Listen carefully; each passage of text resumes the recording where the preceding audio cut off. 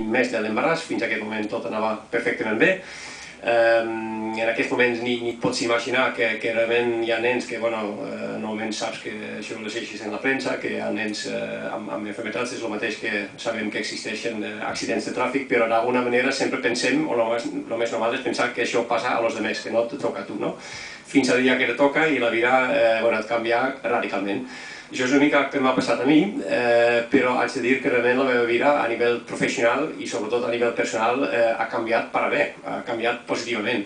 I a vegades és una mica xocant quan ho explico així sabent que la meva filla Mònica ara té 12 anys i per aquesta malaltia s'ha quedat completament sorda, quasi cega, no camina.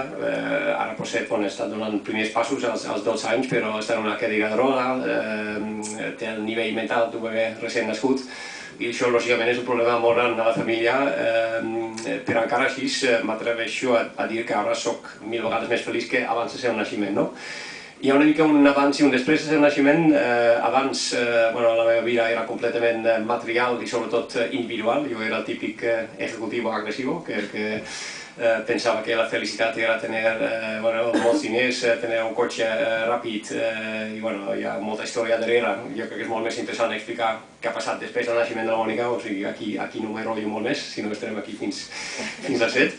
Però realment la meva vida no estava precisament pensant en ajudar als altres, estava pensant en ajudar a mi mateix, sobretot lluitar per un cotxe, per diners i poca cosa més. Tenia la meva empresa, he passat per una quiebra, he passat per moltes coses i jo inclús pensava que perdre molts diners o perdre una empresa, que això era realment el fin del món, que això era el pitjor que podia passar a una persona. Tot això ho seguia pensant fins al dia que va néixer la meva filla Mònica. En aquest moment, lògicament, estava pensant, m'estava preguntant el per què, això per què me passa a mi, no m'ho mereixo, què he fet malament, tots els plans que jo tenia, que en Holanda, que jo soc holandès, per això tinc aquest accent que a vegades me diuen que parlo com Cruyff, Cruyff ni parla català, però que tinc aquest accent. En Holanda, a tot el nord d'Europa, som bastant així de planificar-ho tot, o sigui, als 15 anys jo sabia perfectament el que volia tenir, sobretot, als 30, 40, 50 anys, si et passa una cosa així, i la vida et canvia radicalment.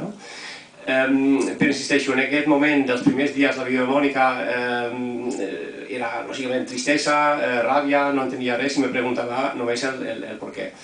Jo recordo molt bé que quan Mònica en els primers dies de la seva vida estava lluitant per la seva vida a l'UCI de l'Hospital de Mallorca on va néixer, me fixava molt en l'actitud dels doctors, doctores, infermeres. Era una mica com algú o alguna cosa m'estava dient: mira què està fent aquesta gent per ajudar la teva filla i ajudar altres nens, i tu què has fet fins ara? Era una mica que una pel·lícula que se me passava pel cap, que jo mateix m'estava preguntant: tu què has fet fins ara i mira què està fent aquesta gent. Ho explico perquè jo sé que aquests primers dies de la vida de Mònica per a mi ha sigut clau per a realment canviar l'actitud o canviar la meva vida. O sigui que me donava moltíssimes ganes de fer alguna cosa, entre cometes, encara no sabia molt bé del què, que amb el temps podria ajudar a molta gent. Passava un any, Mònica realment anava d'un milagre a l'altre, Mònica ja estava en Nexa Fundació i en Nexa Fundació realment me passava altre cop el mateix, que era la primera vegada que realment a prop jo he vist aquesta actitud, gent treballant des del cor, amb molta passió, no només per la meva filla, però per a tants altres nens que estaven en aquest temps en Nexa Fundació i realment m'impactava. Una vegada més me donava encara més ganes d'ajudar, inclús ajudar Nexa Fundació. Haig d'admetre que comès inclús molts errors perquè en aquest moment no saps molt bé el com, però només tenia la sensació que alguna cosa vull fer. Però jo crec que com tots els projectes, tot va per fases, tot va per moments, per cometre errors, per caure, aixecar tot el cop. I crec que, inspirat en aquesta situació que jo he vist en Nexa Fundació, també veien a prop que les fundacions, no només Nexa Fundació, però tants altres ONGs necessiten tants fons, sobretot fons, recursos econòmics, me donava moltes ganes de pensar, intento crear alguna cosa que amb el temps podria generar molts fons per a moltes fundacions. I així ha nascut una mica el teaming, que molts de vosaltres coneixeu. Per la gent que no coneixeu, el teaming és una idea solidària, això sempre repeteixo i insisteixo. A vegades la gent que m'ha escoltat un par de vegades diu: que pesat, no? Altre cop el mateix, dient que el teaming, que no és una empresa, el teaming no és una ONG. El més important de tot, el teaming no té número de compte, el teaming simplement és una idea para recaudar fondos para qualsevol ONG. El teaming està basat en el fet que, en un principi, quan jo contactava amb empreses i jo volia presentar un projecte i parlava amb una persona i demanava una quantitat, tipus 5 o 10.000 euros, veia que era realment molt difícil aconseguir fondos d'aquesta manera. Parlo de l'any 2000, 2001, o sigui, aquests temps, amb la crisi que hi ha, encara molt més difícil, perquè ho pots confirmar, que no és molt fàcil parlar amb una persona i demanar una quantitat. Però jo crec que basat en aquesta experiència va sorgir una mica la idea de que puc contactar amb les mateixes organitzacions, parlar amb els mateixos contactos, però en lloc de demanar una quantitat fixa, doncs demanar un treball en equip. I aquest treball en equip, he posat el nom Teaming i realment funciona d'una manera molt senzilla. El teaming funciona que una organització, com TV3, Catalunya Ràdio, qualsevol empresa, la gent que vulgui, que això és molt important, que és voluntari, la gent que vulgui donen 1 euro al mes a la seva nòmina. Jo crec que estem tots d'acord que 1 euro al mes és el mateix que res, és una quantitat simbòlica. Si parles de 10 o 15 euros ja és més tangible. Amb això, no sé, ja vas al cine o menges un menú, que avui dia ja tampoc, però això és més tangible. Però 1 euro al mes és el mateix que res.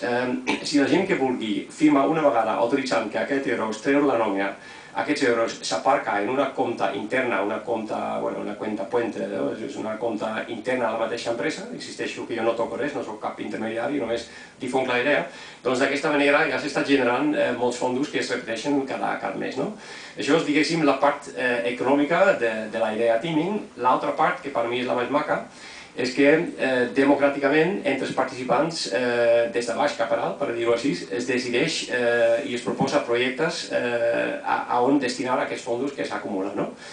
El teaming no és res més que això, insisteixo, el teaming és una idea que en un principi jo pensava que aquesta idea és tan transparent, és tan democràtic, és tan voluntari, realment no hi ha cap motiu per no fer el teaming. D'una manera una mica innocent, jo pensava, això és qüestió d'enviar una nota de premsa a 4 amics que tinc i d'aquí en una setmana fins a la Xina la gent estarà fent el teaming. Doncs això no va passar. Havia realment molta desconfiança quan jo explicava el teaming i també una mica la història darrere, el naixement de la meva filla, per justificar quasi, perquè jo estava difonent aquesta idea. Realment me sorprenia molt que la gent m'estava preguntant, oi, està molt bé, però tu què guanyes amb això? O quan havia més confiança me diran, oi, entre tu i jo, d'on està el truco? Que quasi no podria ser una persona que ofereix una idea a canvi de res. Segurament abans del naixement de la Mònica jo hagués preguntat el mateix. Però era quasi missió impossible, em recordo molt bé, ara us ho explico, que tenia una primera pàgina web, el teaming.info, perquè el teaming hi ha una web que és com un manual d'instruccions que explica en detall com aplicar aquesta idea en les organitzacions. Aquesta web ara està traduïda en 14 llengües, inclús en japonès, en rus, en àrab, està creixent moltíssim, però la primera fase era una web molt casera, només en castellà. Realment hi havia un moment que jo pensava que havia ja centenars de persones visitant la meva web i la primera estadística que per fi podia veure era 4 visites, era una mica xocant, sobretot sabent que una visita era jo mateix i l'altra visita era la meva dona i dos que s'havien equivocat. Això era una mica la realitat del teaming, però jo sí que crec que si tu creus en alguna cosa i tu realment tens un somni i tu no llances la tovallola, doncs a partir d'ahir passen petits milagres, i això és una mica el que ha passat amb el teaming, i això ho vull resumir una mica perquè sobretot vull donar també el temps a Màrius i també donar una mica d'espai per poder preguntar i intercanviar opinions. Però el teaming realment ha crescut moltíssim. Tinc la sort que inclús quan el teaming ho començava a apoyar, a donar suport públicament, el Frank Rijkaard, l'exentrenador del Barça, que coneixeu segurament, inclús Shakira, que avui dia es parla bastant d'ella, em sembla. Gent com ella apoyen públicament el teaming i el teaming el que necessita és difusió. I lògicament el teaming, si jo l'explico, i sobretot en aquesta primera fase, que era quasi missió impossible arrencar-ho, doncs era quasi per a llançar la tovallola, explicar la mateixa idea amb un Frank Rijkaard al costat, que hem fet diverses vegades, doncs ja sabeu, i vosaltres que sou de comunicació, com funciona. De sobte hi ha més difusió, més credibilitat, i això realment ha sigut un punt on el teaming ha començat a créixer molt, ha sigut encara és una bola de neu que no para de créixer. I això és el teaming en les organitzacions. Jo estic molt content d'estar aquí perquè jo també sé